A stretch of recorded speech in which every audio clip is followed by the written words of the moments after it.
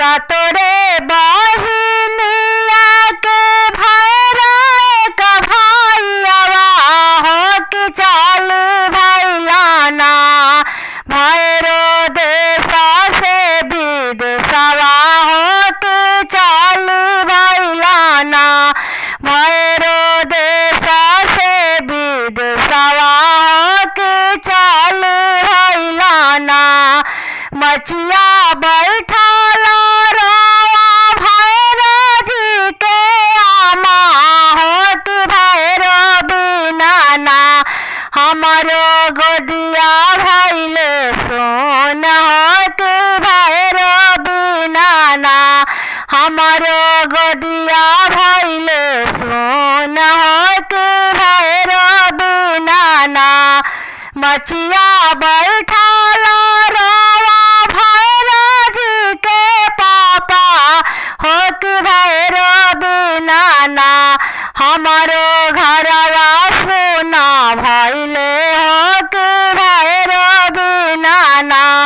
हमारो घरवा सोना भैले हो कि भैरो बिना ना सतोरे बहिनिया के भैरा एक भैयावा हो कि चल भैलाना भैरो देश से विदेशवा हो कि चल भैलाना भैरो देश से विदेशवा हो कि चल भैलाना सुपली खेला तारवा भैरो जी के दिदिया हो कि भैरो बिना ना